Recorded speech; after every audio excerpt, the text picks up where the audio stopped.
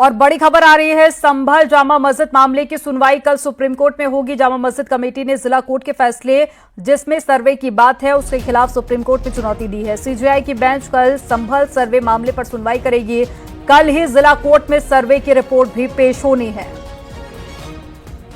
तो बड़ी खबर आपको बता रहे हैं, जामा मस्जिद की तरफ से रिपोर्ट को लेकर याचिका दायर की गई है। तो पूरा मामला अब सुप्रीम कोर्ट तक जा पहुंचा है।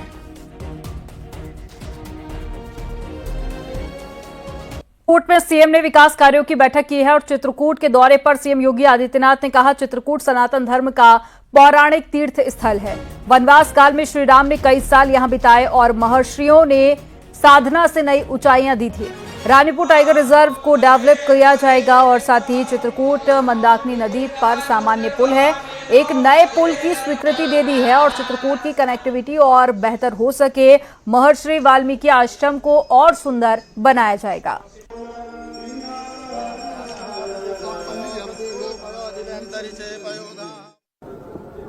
यहाँ पर मां मंदाकिनी की स्वच्छता और अविरलता को लेकर के किए जाने वाले प्रयास हों या राम घाट की सुंदरीकरण को लेकर, सरकार ने पहले ही इसको लिए पैसा उपलब्ध करवा दिया है। चित्रकूट न केवल आध्यात्मिक और सांस्कृतिक विकास के नए सोपान को छुए, बल्कि भौतिक विकास के भी अच्छे कार्य यहां पर हों, देश और दुनिया की कनेक्टिविटी अच्छी हो। एयरपोर्ट यहां पे बन के तैयार है, अभी 19 सीटर का विमान यहां पे सप्ताह में 4 दिन आता है और हम उस एयरपोर्ट को थोड़ा लंबा बना रहे हैं जिससे इसमें बड़े विमान भी उतर सके। बड़े विमान उतरने का मतलब दिल्ली से, लखनऊ से, अयोध्या से, वाराणसी से और देश के अन्य भागों से वायु सेवा सीधे चित्रकूट से जुड़ेगी। बीजेपी नेता शहजाद पूनावाला ने अखिलेश यादव का एक वीडियो सोशल मीडिया एक्स पर पोस्ट किया, जिसमें अखिलेश एक पॉडकास्ट के दौरान कांग्रेस को समाप्त हो चुकी पार्टी बता रहे हैं, जिसको लेकर शहजाद पूनावाला ने कांग्रेस और इंडिया गठबंधन पर सवाल उठाए। ये कैसा अलायंस है इंडिया अलायंस? हमने तो पहले से कहा था, no mission no vision, only confusion, only division, only अपना अपना एम्बिशन। अखिलेश यादव जी ने एक पॉडकास्ट में बताया कि जब किसी व्यक्ति ने उनको पत्रकार के रूप में कुछ कठिन सवाल पूछे, फंसाने वाले सवाल पूछे, तो जब उन्होंने जांच पड़ताल की तो पता चला कि वो सवाल कांग्रेस द्वारा प्रायोजित पत्रकार के द्वारा थे। मतलब कि जिस पत्रकार को भेजा गया वो कांग्रेस ने भेजा था ताकि अखिलेश यादव जी को फंसाया जा सके। इन सवालों के चंगुल में ये अखिलेश यादव जी बता रहे हैं और फिर अखिलेश यादव जी बताते हैं कि कांग्रेस जिस राह पर चलती रही उस राह पर चलते चलते कांग्रेस तो बर्बाद हो गई, कांग्रेस फिनिश हो गई। राजा भैया की पार्टी का नया नारा एक्स पर पोस्ट कर लिखा, जुड़ोगे तभी बचोगे। जनसत्ता दल लोकतांत्रिक पार्टी का पोस्ट है। पोस्ट में लिखा गया, ये नारा सनातन धर्म की रक्षा के लिए काम करता है।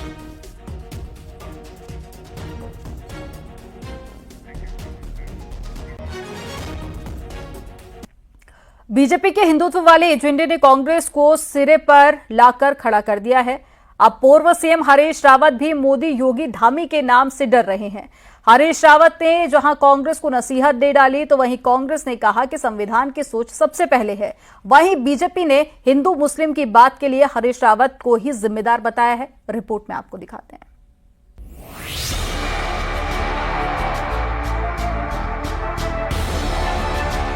प्रधानमंत्री नरेंद्र मोदी, यूपी के सीएम योगी आदित्यनाथ और उत्तराखंड के मुख्यमंत्री पुष्कर सिंह धामी की इस तिकड़ी ने उत्तराखंड कांग्रेस की टेंशन बढ़ा दी है। बीजेपी के ये 3 बड़े नेता उत्तराखंड को हिंदुत्व की बात समझाने में कामयाब रहे। कांग्रेस नेता हरीश रावत के मुताबिक मोदी, योगी, धामी जिस सोच की बात कर रहे हैं वो बड़ा खतरा है। ऐसे में कांग्रेस के बाकी नेताओं को यह बात समझनी होगी कि इन 3 बड़े नेताओं का तोड़ क्या होगा। हरीश रावत के मुताबिक उत्तराखंडियत की भावना जगाकर ही बीजेपी की सोच से लड़ा जा सकता है, वरना नहीं। हमने अपनी सोच को के साथ हम खुद खड़े हैं या नहीं है, ये कांग्रेस को सोचना पड़ेगा ना। आपको उनके नैरेटिव के खिलाफ अपना नैरेटिव खड़ा करना पड़ेगा। मेरी विफलता ये रही है कि मैं शायद उत्तराखंड वालों को तो समझा पा रहा हूं, मगर अपनी पार्टी के लोगों को नहीं समझा पा रहा हूं कि जो मोदी धामी नैरेटिव है, उस नैरेटिव या योगी नैरेटिव है, उसके खिलाफ यही नैरेटिव है जिस नैरेटिव को आगे बढ़ा करके हम अपने को इनसे बचा सकते हैं, इस प्रचंड आंधी से। वहीं बीजेपी का कहना है कि कांग्रेस के मुस्लिम प्रेम का चेहरा हरीश रावत रहे हैं, जिन्होंने नमाज की छुट्टी से लेकर मुस्लिम यूनिवर्सिटी की बात की, और जिस उत्तराखंडियत की बात अब हरीश रावत कर रहे हैं, उसी देवभूमि में हिंदुत्व को बचाने का बेड़ा अब बीजेपी ने उठाया है। वहीं कांग्रेस का कहना है कि संविधान की सोच सबसे बड़ी है और जो माहौल बीजेपी बना रही है वो देश के लिए खतरा है। उन्होंने अपने मुख्यमंत्री कार्यकाल में यहाँ पे जुमे के दिन की छुट्टी की शुरुआत की थी। उन्होंने पोलराइजेशन का काम उन्होंने किया। हरीश रावत जी का तात्पर्य यह है कि जबरदस्ती उसको बदलने का प्रयास होना चाहिए, उस डेमोग्राफिक प्रोफाइल को बदलना चाहिए, जो यहाँ की सनातन की भव्यता है उसको डाइल्यूट करना चाहिए। तो फिर वो दही के धोखे में कपास खा रहे हैं। उत्तराखंड के लोग ये कभी नहीं होने देंगे। एक कभी कभी किसी चीज का इंतजार भी करना होता है, लेकिन उसका जो ये इस समय जो बीजेपी ने चाल चली है नैरेटिव सेट करने की, ये राष्ट्र के लिए खराब है, ये मैं मानता हूँ। क्योंकि आने वाला समय ऐसा होगा जब सच में ऐसा कुछ होगा, सच में कोई ऐसी बात होगी, लोगों को भरोसा नहीं होगा। हरीश रावत 2017 चुनाव में पार्टी का चेहरा रहे तो पीएम मोदी ने तुष्टीकरण पर उन्हें निशाने पर लिया। तो 2022 में मोदी, योगी, धामी ने हर जगह मुस्लिम यूनिवर्सिटी की चर्चा की। ऐसे में बटेंगे तो कटेंगे के नारे के साथ आगे बढ़ रही बीजेपी ने अभी से कांग्रेस नेता हरीश रावत की चिंता बढ़ा दी है, क्योंकि 2027 में भी कांग्रेस का सामना मोदी, योगी और धामी से ही होना है। न्यूज़ 18 के लिए देहरादून से दीपांकर भट्ट की रिपोर्ट।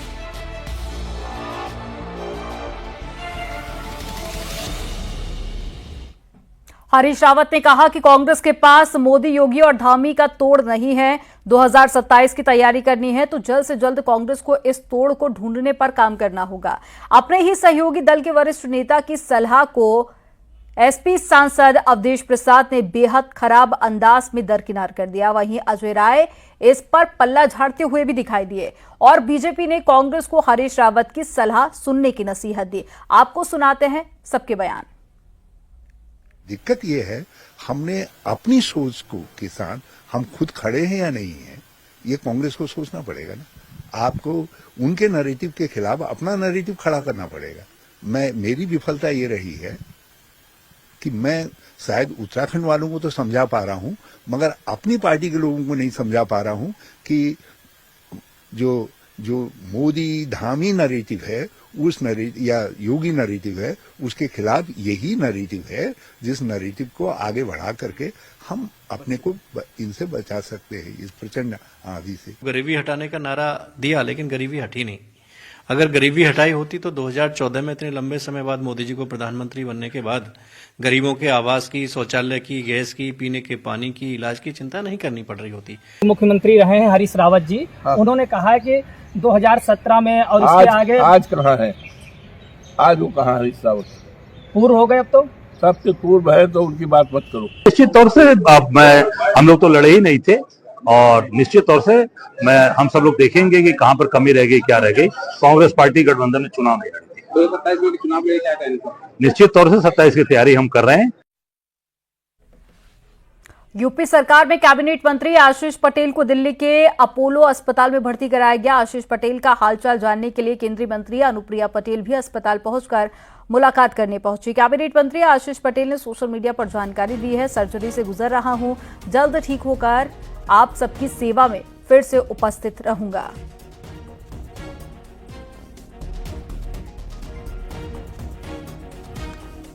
आगरा में अवैध कॉलोनियों पर बुलडोजर एक्शन हुआ है। आगरा विकास प्राधिकरण ने बुलडोजर 2 अवैध कॉलोनियों को ध्वस्त कर दिया। फतेहपुर सीकरी और छत्ता वार्ड पे अवैध कॉलोनी बनाई गई थी। एक कॉलोनी 4000 और दूसरी 3000 वर्ग मीटर में बनाई जा रही थी। दोनों कॉलोनियों के लिए नोटिस जारी किया गया था। नोटिस का जवाब नहीं मिलने पर बुलडोजर से ध्वस्तीकरण की कार्रवाई की गई।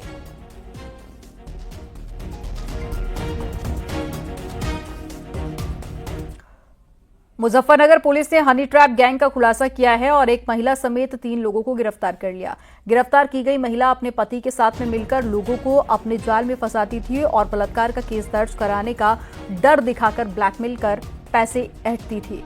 17 नवंबर को खालापार थाने में गैंग ने सरफराज नाम के शख्स पर बलात्कार का केस दर्ज कराया था और पुलिस की जांच में हनी ट्रैप का खुलासा हुआ। पुलिस ने केस दर्ज करने वाली महिला सुहाना और उसके पति शौकीन को गिरफ्तार कर लिया। पुलिस के मुताबिक असलम नाम के शख्स ने सरफराज से बदला लेने के लिए साजिश रची थी और केस दर्ज कराने के लिए पति पत्नी को इसके एवज में 30,000 रुपए दिए थे।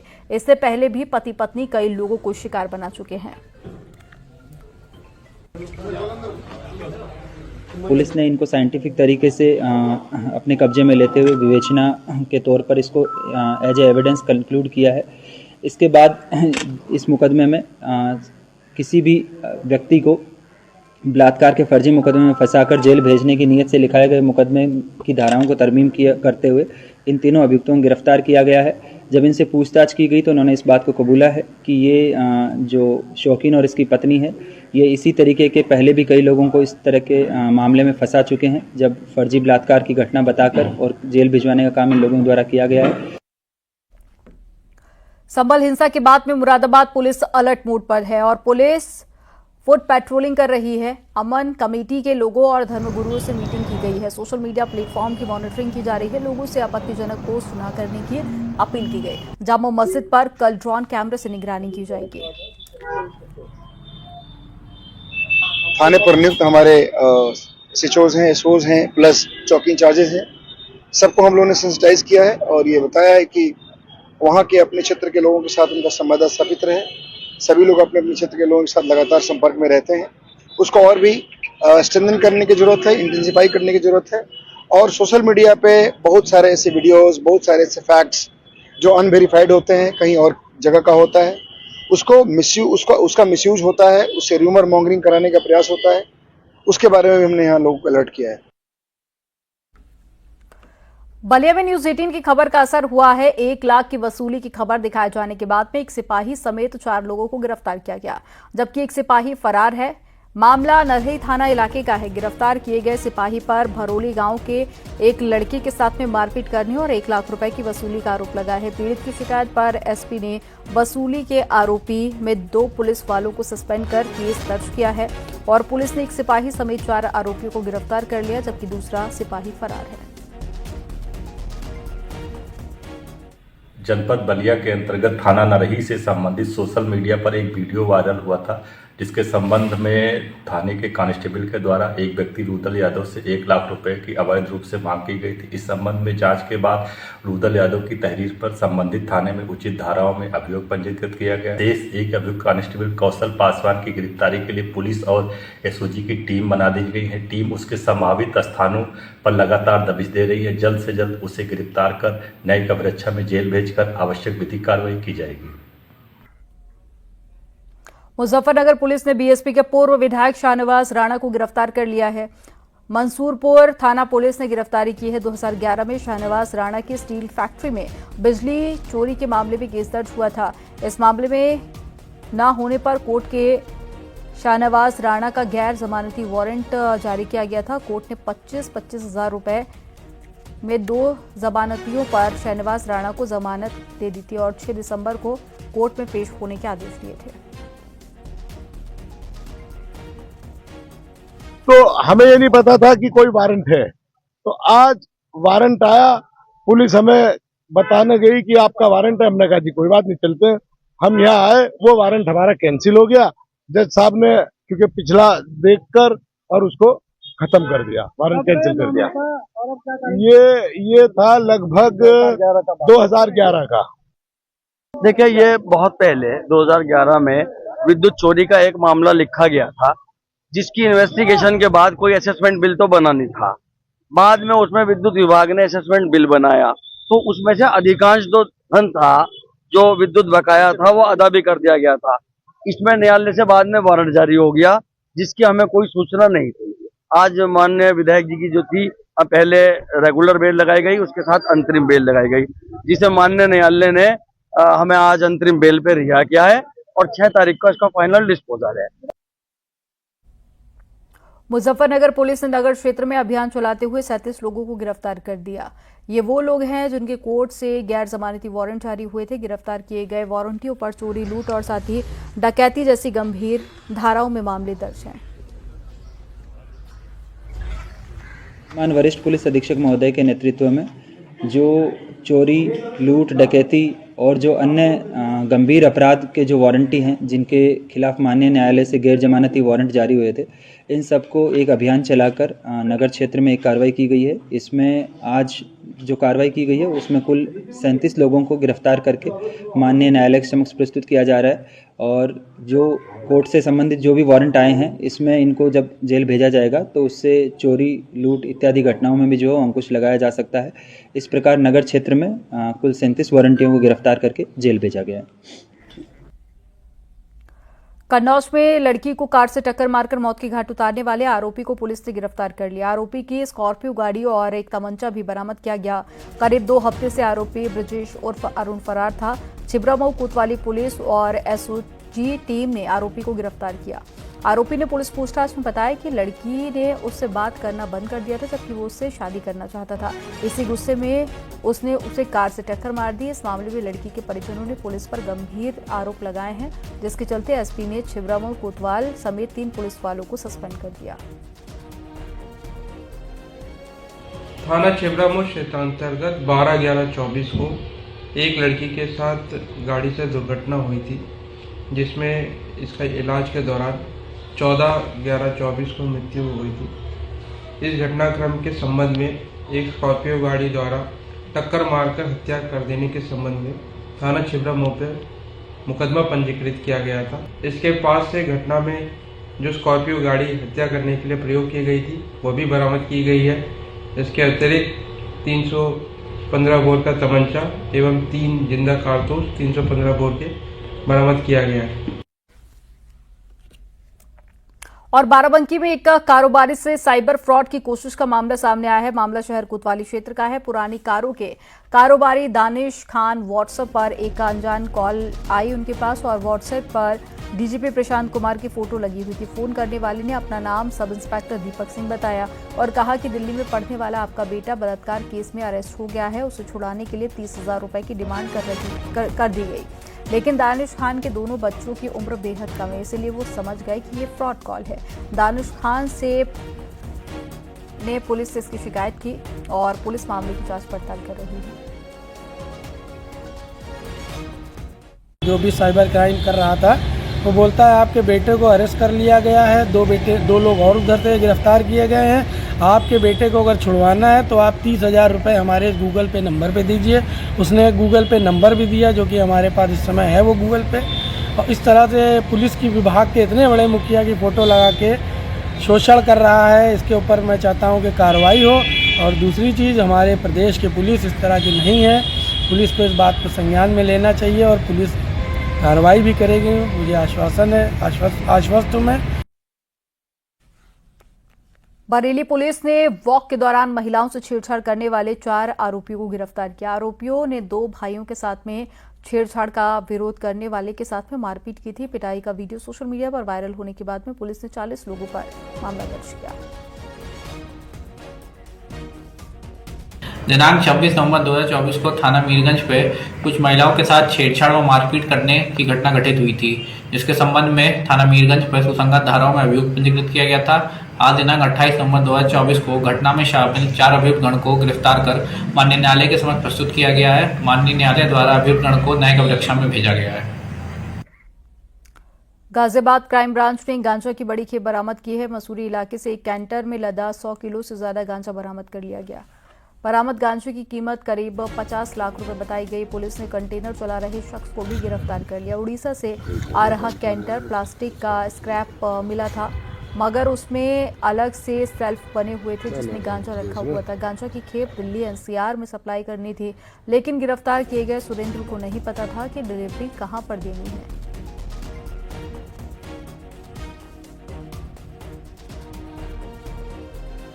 एक अंतर्राज्यीय गांजा तस्कर की गिरफ्तारी मसूरी थाना क्षेत्र से की गई है, जिसके कब्जे से लगभग 101 किलोग्राम जो है गांजा बरामद हुआ है, जिसकी अनुमानित कीमत जो है 50 लाख रुपए है तथा घटना में प्रयुक्त जो कैंटर गाड़ी है वो भी बरामद हुई है। पूछताछ में जो अभियुक्त सुरेंद्र है ये ड्राइवरी का काम करता था और इसके साथ ही जो है दिल्ली एनसीआर क्षेत्रों में, वेस्ट बंगाल में, उड़ीसा में माल लेकर जाता था और इस सप्लाई माल की जब करता था उसी दौरान जो है कई ड्राइवरों से इसका संपर्क हुआ और ड्राइवरों ने बताया कि जो है गांजा की तस्करी अगर माल के साथ की जाए तो उसमें बड़ा अच्छा प्रॉफिट है। लखनऊ में शिया समाज ने पाकिस्तान के खिलाफ प्रदर्शन किया। पाकिस्तान में शिया समुदाय के लोगों के हुए कत्ले आम को लेकर मौलाना यासूब अब्बास ने आक्रोश जताया। पाकिस्तान के वजीर आलम का पुतला दहन कर मुर्दाबाद के नारे लगाए गए। कैंडल मार्च निकालकर शहीदों को श्रद्धांजलि दी गई। पाकिस्तान में हुए शिया समुदाय के लोगों पर हमले को लेकर निंदा जताई गई। भारी संख्या में शिया समुदाय के लोगों ने मौलाना के साथ में विरोध प्रदर्शन किया और थाना सादगंज के दरगाह हजरत अब्बास में हुआ था पाकिस्तान के खिलाफ एहतजाज।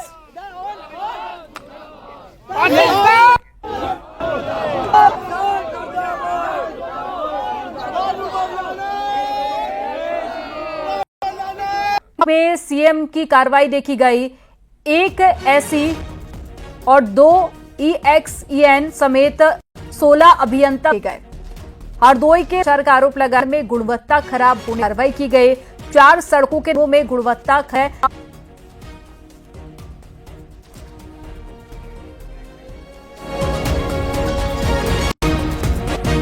छोटे रहिए न्यूज़ 18।